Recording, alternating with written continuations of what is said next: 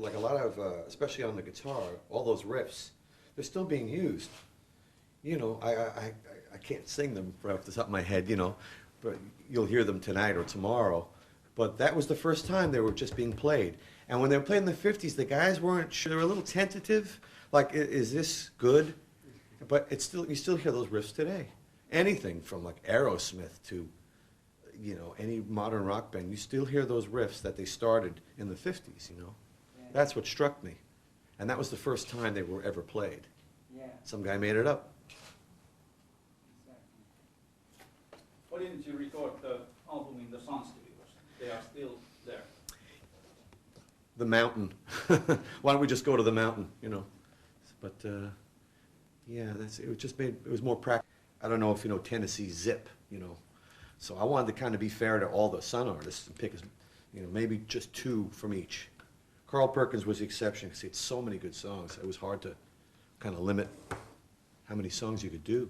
You could do a whole Sun, you could do 24 Carl Perkins songs, you know. Or Elvis, of course, Johnny Cash. So you have already been... What happened to it? What do you think? You got a theory on it? A lot of them died. Got killed early on. You know, it's kind of true. And then rock and roll, well, you know, it was pretty wild stuff. It was the punk rock of the 50s, you know. And then in 1958, a lot of guys got shipped off to the army, stuff, things like that. And then when they came back, everything was watered down. You know, they turned it into Fabian and nice kind of music, you know. All the wild guys they were gone.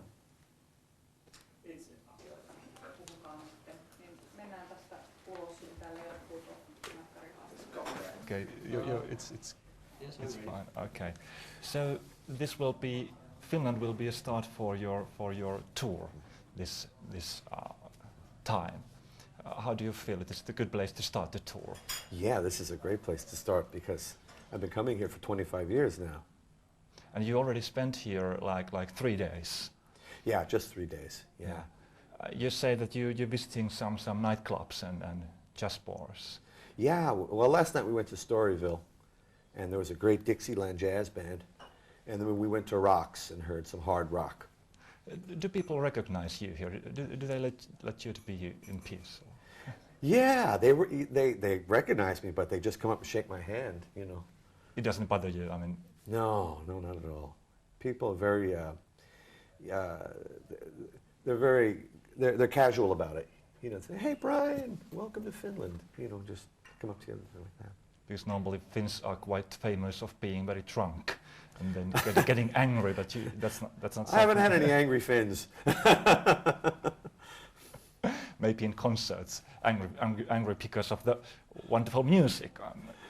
I think they get excited during the concert. Yeah. So now you have this latest album of yours. Yeah. How did you really get an idea for having this kind of an album? This idea came because I was playing Sun records in my music room, and my son, who's 18 years old, came in and went, "Wow, this is great music. What is this?" And I said, "This is rockabilly music, Sun records." And all his friends came in. They were like, "Yeah." So I said, young kids love it. So, you know, it inspired me to go in and make the record. You've been quite orthodox of this. All have to be real thing, all the instruments and all the microphones and all kinds of things. I wanted to do it the way they did it in 1955. Nothing new. All old microphones, old guitars, and I wanted to record it just like they did.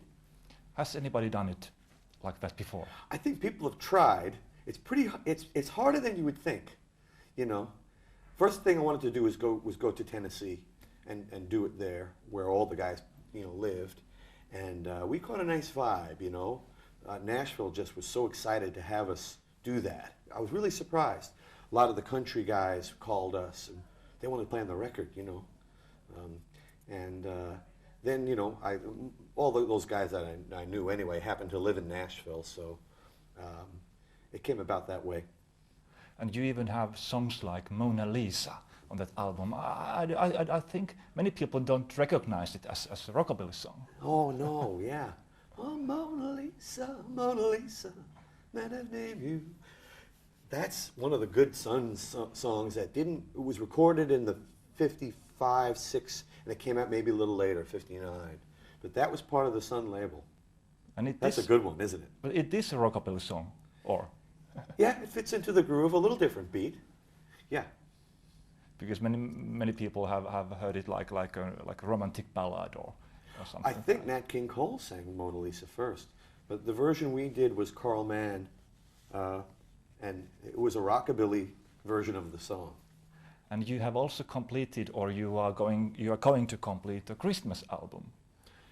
Yeah, just finished a Christmas album. So from Sun Records to Christmas, it's a wide range of Yeah, I can't think about that. I can only think of one thing at a time. But yeah, that'll be fun to do, because that'll be in the States. We'll go out for 2 months, you know. But I thought this was a really good idea, and people are really relating to it. So we'll stay in Europe for a month, and then maybe next year I'll tour in the States with it. So now you have three kinds of things. You have this band of yours making tours, you have this large orchestra of yours, but how about the third one? How about Stray Cats? Well, Stray Cats, last time I was here, last year I brought the Stray Cats, and man, it was fun. It was just a lot of fun. So I think maybe I'll give it a little time, and you know, it's the thing about doing something with new musicians is that it's kind of fun. You're playing with different guys, different sound, and I think Jim and Lee from the Stray Cats like to do that too. So when we're finished, you know, maybe we'll come back and play with the Stray Cats again. You're saying here behind in the text that you're going to work with the volume 2. So it's in your head right now.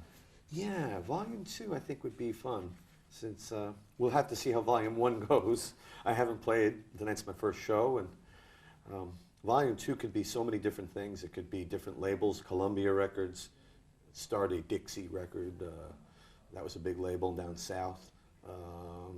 Also there was Meteor Records, had guys like, oh gosh, Sonny Burgess, and Buddy Holly was on, Coral, Johnny Burnett. There's so many different labels.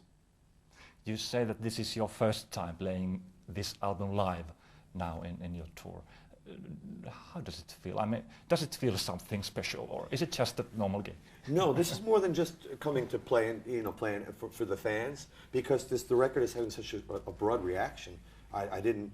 You can never expect something like that, but so many people have been, wanting to come see this. So there's an excitement about it. I'm sure I'm not the only one saying that this really is a good album. It really is a good album. Thank you. Yeah, thank you very much. And because it's so good an album, I should like you to have it signed for me, if it's possible. Sure.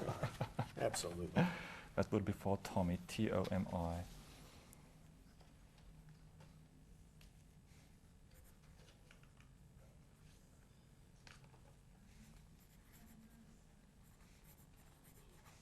Thanks, and maybe even a page for my guest book. Yeah. Here, that's thanks so much.